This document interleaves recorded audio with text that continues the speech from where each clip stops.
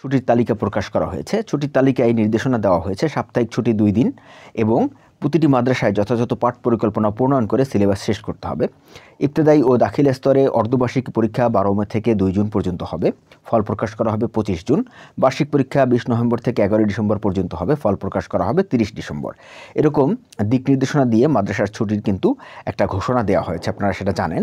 এবং একই সাথে এই ঘোষণায় আমরা কিন্তু জানতে পেরেছি এবারে ছুটি রয়েছে শুক্র শনি বাদে কিন্তু 75 দিন, এবং শুক্র শনি যদি আমরা ধরি সেক্ষেত্রে কিন্তু প্রায় 180 দিনের মতো ছুটি চলে আসে। তার মানে প্রায় 6 মাস বন্ধ চলে আসে আপনারা বলতে পারেন, যেহেতু আমাদের শুক্র শনি বন্ধ থাকবে। তো এটা কিন্তু একটা মাদ্রাসার যে শিক্ষক রয়েছেন এবং শিক্ষার্থী রয়েছেন তাদের জন্য খুবই গুরুত্বপূর্ণ খবর। তাই ভিডিওটি আপনারা মনোযোগ সহকারে দেখতে থাকুন।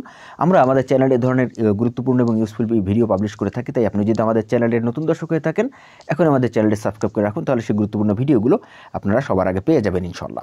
এছাড়াও আমাদের কোনো ভিডিও আপনি যদি আমাদের কাছ থেকে পেতে চান তাহলে কমেন্টে অবশ্যই জানাবেন।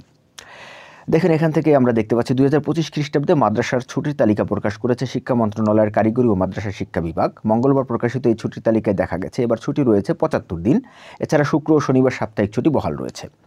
তালিকায় দেখা যায় 2025 খ্রিস্টাব্দে সর্বোচ্চ 38 দিন ছুটি থাকবে রোজা, স্বাধীনতা দিবস, জুমাতুল বিদা, লাইলাতুল কদর ও ঈদুল ফিতর উপলক্ষে।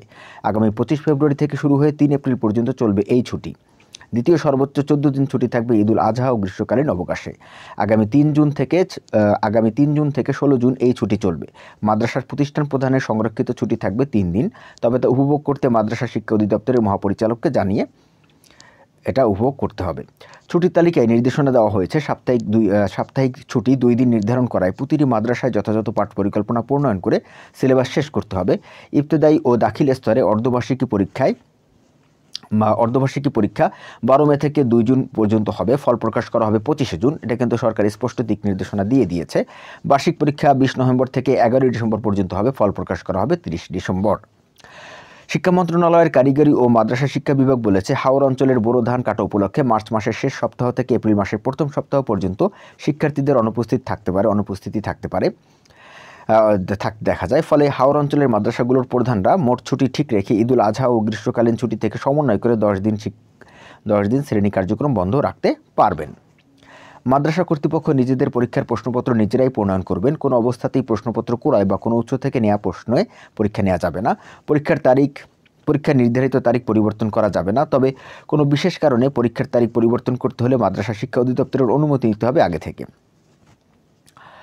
কোনো সরকারি কর্মকর্তা পরিদর্শন উপলক্ষে মাদ্রাসায় ছুটি দেওয়া যাবে না। সংবর্ধনা বা পরিদর্শন উপলক্ষে শিক্ষার্থীদের ক্লাস বন্ধ করা যাবে না। কাউকে সংবর্ধনার জন্য শিক্ষার্থীদের রাস্তায় দাঁড় করানো যাবে না। এটা কিন্তু খুবই একটা গুরুত্বপূর্ণ কথা এখানে বলা হয়েছে। প্রত্যেক মাদ্রাসায় দৈনিক পাঠের ডায়েরি ছাপানোর নির্দেশনা দিয়েছে সরকার।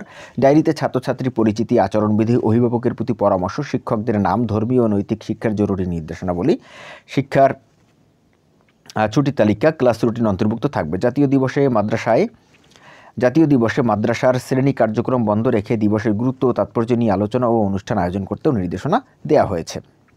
এরকম নির্দেশনা রেখে কিন্তু মাদ্রাসার ছুটি শিক্ষা মন্ত্রণালয় ঘোষণা করেছে, এবং সেটা আপনারা স্ক্রিনে দেখতে পাচ্ছেন যে শিক্ষা মন্ত্রণালয় কিন্তু এই ধরনের ছুটি ঘোষণা করেছে।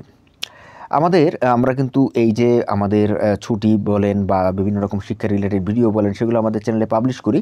সেই ভিডিওগুলো আপনারা যদি পেতে চান তাহলে অবশ্যই আমাদের চ্যানেলটি সাবস্ক্রাইব করে রাখবেন, এবং ভিডিওটি ভালো লাগলে অবশ্যই লাইক করবেন। সেই সাথে যদি কোনো কিছু জানার থাকে কমেন্টে অবশ্যই আমাকে জানাবেন। একই সাথে আমরা কিন্তু শুরু করেছি ম্যাথ একাডেমি। সেই ম্যাথ একাডেমিতে ভর্তি হওয়ার জন্য অবশ্যই আমাদের এই ভিডিও ডিসক্রিপশনে দেওয়া লিঙ্ক থেকে ক্লিক করে আমাদের ম্যাথ একাডেমির যে হোয়াটসঅ্যাপ গ্রুপ রয়েছে সেখানে জয়েন করে আমাদেরকে মেসেজ দিবেন। ম্যাথ একাডেমিতে ক্লাস করার জন্য কীভাবে কী করতে হবে সব কিছু আমরা বলে দেবো। প্রথম 1 সপ্তাহ ফ্রি ক্লাস। তো ভিডিওটি ভালো লাগলে অবশ্যই লাইক করবেন। আজকে ভিডিও পর্যন্তই। আগামী ভিডিও দেখার আমন্ত্রণ জানিয়ে আল্লাহ হাফেজ।